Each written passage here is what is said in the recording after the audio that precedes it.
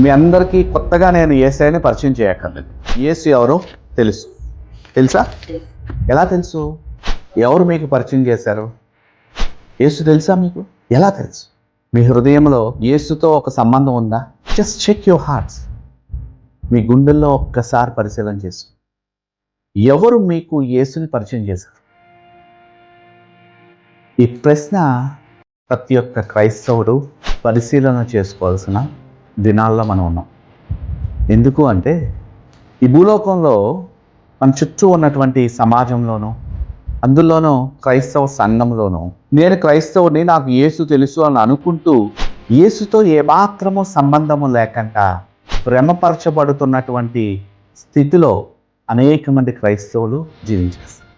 మీకు నిజముగా యేసు తెలిస్తే మీ ఆత్మలో, మీ జీవితము, మీ ప్రవర్తన, మీ తలంపులు, మీ ఆలోచనలు, మీ మాటలు, మీ నడవడిక చాలా డిఫరెంట్గా ఉంటుంది.